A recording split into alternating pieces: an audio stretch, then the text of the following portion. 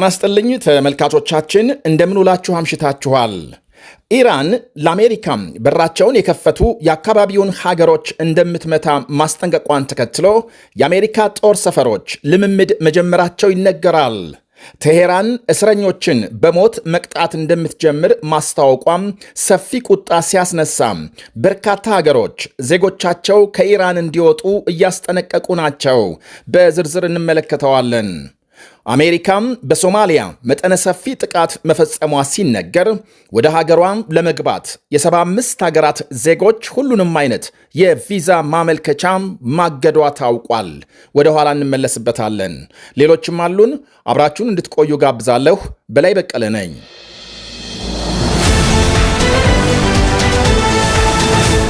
መካከለኛው ምስራቅ ሌላም የጦርነት ስጋት ውስጥ ወድቋል። የኢራንና የአሜሪካ የጦርነት ዛቻና መሰናዶ ከአካባቢው አልፎ መላውን ዓለም እያሳሰበና እያነጋገረ ይገኛል። አሜሪካም ከባድ የተባለ ወታደራዊ እርምጃም ኢራን ላይ ለመውሰድ ከጫፍ መድረሷን ተከትሎ የኢራን መሪዎች የሀገሪቱ ጦር በተጠንቀቅ እንዲቆም በማድረግ እስከ ደም ጠብታ እንዋጋለን የሚል ተደጋጋሚ ዛቻ እያሰሙ ነው። በኢራን ላይ ጥቃት ከተፈጸመ የአሜሪካ ጦር ሰፈሮች የሚገኙባቸውን ሀገሮች ለመምታት ጭምር ማስጠንቀቃቸውን ተከትሎ አሜሪካ ከመካከለኛው ምስራቅ ቁልፍ የጦር ሰፈሮቿም እንዲጠነቀቁ ማለትም ወታደሮቿም ጥንቃቄ እንዲያደርጉ መክራለች። በተለይ ከኢራን ባሻገር በኳታር ከሚገኘው የአሜሪካ ግዙፍ ጦር ሰፈር የተወሰኑ ወታደራዊና ሌሎች መኮንኖች እንዲወጡ ተነግሯቸዋል። በኳታር ጦር ሰፈር 10,000 የሚጠጉ የአሜሪካ ወታደሮች እንዳሉ ሲነገር፣ ባለፈው ሰኔ በኢራን ላይ የተፈጸመው የአየር ጥቃት የተመራው በዚሁ ወታደራዊ ጣቢያ እንደነበር ተመልክቷል። ኳታር በበኩሏ የኢራንን ማስጠንቀቂያ በመስጋት በአሜሪካ አየር ኃይል ጣቢያ የሚገኙ ዜጎቿን ወደ ሌላ ስፍራ ማዟዟሯን ዘገቦች አመልክተዋል። በኢራን ከኑሮ ውድነት ጋር ተያይዞ በተቀሰቀሰውና በመላው የሀገሪቱ ክፍል ተባብሶ በሰነበተው ህዝባዊ አመፅ ከ2400 በላይ ሰዎች ሲገደሉ በ10 ሺዎች መታሰራቸው ይነገራል። የኢራን መሪዎች የሽብር ተግባር ባሉት የተቃውሞ ሰልፍ ተሳትፈው የታሰሩ ሰልፈኞችን ዛሬ በሞት መቅጣት እንደሚጀምሩ ማስታወቃቸው ከተባበሩት መንግስታትና ከተለያዩ ሀገራት ቁጣና ውግዘት አስከትሎባቸዋል። ይሄ ዜናም አየር ላይ እስከዋለበት ጊዜ ድረስ ተፈጻሚ መሆኑ ያልታወቀም ኤርፋን ሶልታኒ የተባለም የ26 ዓመት ወጣት ዛሬ በሞት እንደሚቀጣ ዘመዶቹ ለቢቢሲ ፐርሺያ ቋንቋ ገልጸዋል።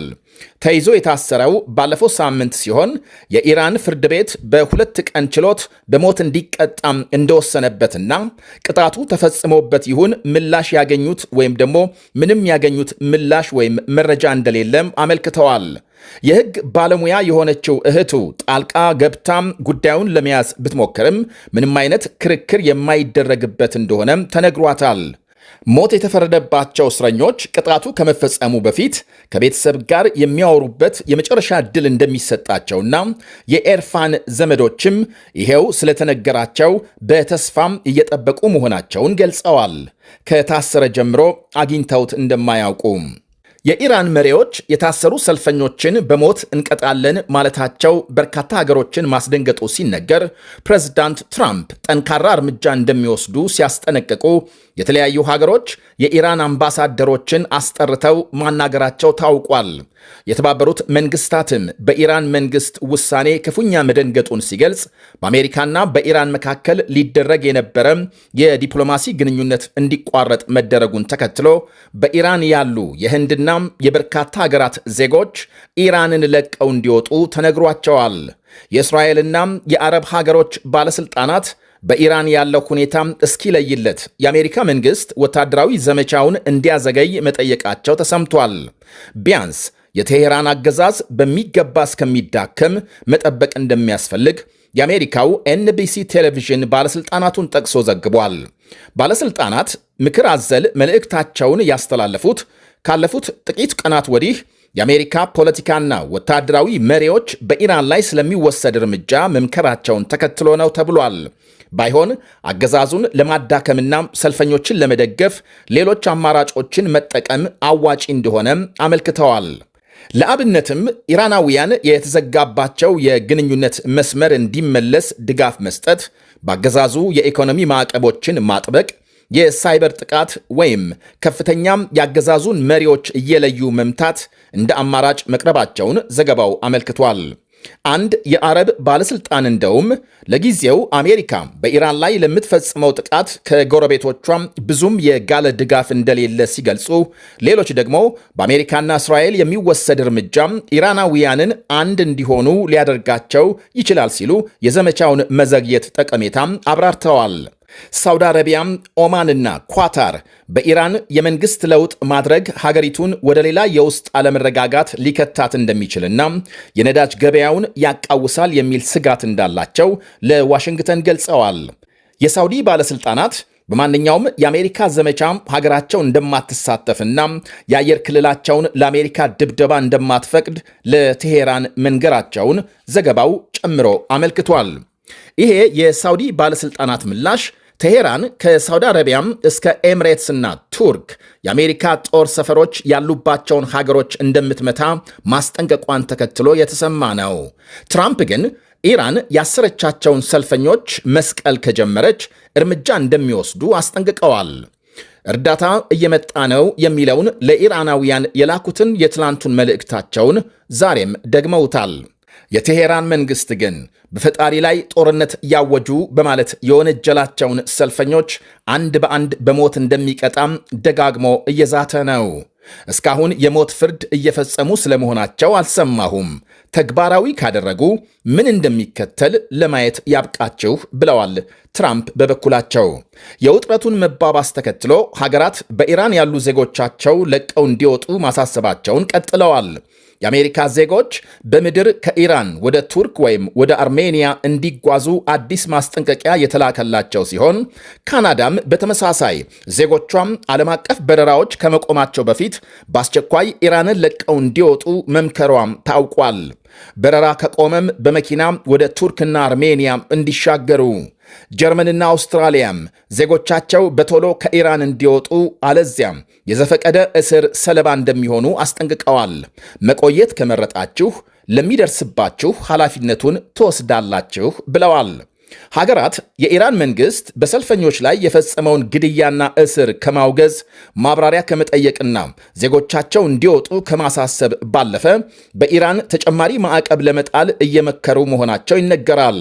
የብሪታንያ ጠቅላይ ሚኒስትር ኪር ስታርመር የቴሄራን አገዛዝ ሰልፈኞችን በኃይል ጨፍልቋል በማለት ካወገዙ በኋላ ተጨማሪ ጠንካራ ማዕቀብ ለመጣል ከወዳጅ ሀገሮች ጋር እየሰሩ እንደሆነ ገልጸዋል። የአውሮፓ ህብረት ተመሳሳይ እርምጃ ለመውሰድ እያጤነ መሆኑን ቀደም ሲል መግለጹ ይታወቃል። ትራምፕ ከኢራን ጋር የንግድ ልውውጥ ከሚያደርጉ ሀገሮች ወደ አሜሪካ በሚገቡ ዕቃዎች ላይ የ25 በመቶ ታሪፍ ለመጣል መወሰናቸውን ተከትሎ ሩሲያ ንግድ እንደምትቀጥል በማስታወቅ የትራምፕን ውሳኔ ውድቅ ማድረጓ ታውቋል። የሩሲያ ተፋላሚ የዩክሬን ፕሬዝዳንት ዜሌንስኪ ደግሞ የአሜሪካንን ወታደራዊ ዘመቻም እንደሚደግፉ ይፋ አድርገዋል። የኢራን አገዛዝ ሊቀየር የግድ ነው ብለዋል ዜሌንስኪ። ፈረንሳይ በበኩሏም በኢራን የኢንተርኔት አገልግሎት ለመቀጠል ሁኔታዎችን እያጠናች መሆኗን አስታውቃለች።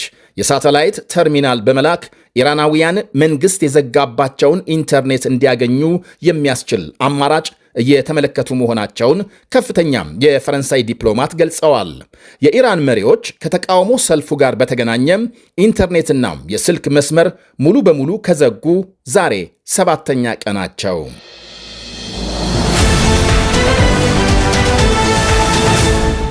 አሜሪካም በሶማሊያ የአልሻባብ ይዞታዎች ላይ ድብደባ መፈጸሟ ተነገረ። ከትላንት ሌሊት ጀምሮ በሶማሊያም የአልሻባብ ይዞታዎች ላይ ሰፊ ድብደባ መፈጸሙን የሞቃዲሾ መንግስት አረጋግጧል።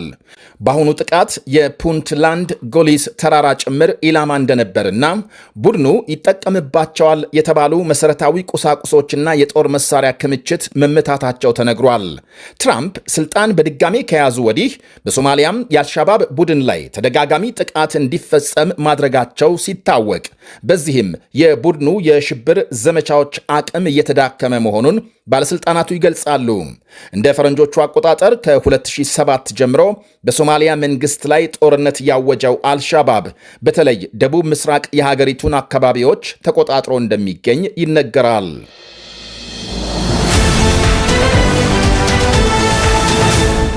አሜሪካም የ75 ሀገራት ዜጎች ሁሉንም አይነት የቪዛ ማመልከቻዎች ማገዷ ተነገረ። በሂደት ላይ ያሉ ሁሉም ማመልከቻዎች ከዛሬ ሳምንት ረቡዕ ጀምሮ ይታገዳሉ ብሏል የአሜሪካም ውጭ ጉዳይ መስሪያ ቤት። ከ75ቱ ሀገሮች መካከል ሶማሊያ፣ ግብፅ፣ ናይጄሪያ፣ ሩሲያም፣ ኢራን፣ አፍጋኒስታን፣ ብራዚልና ታይላንድ ይገኙበታል።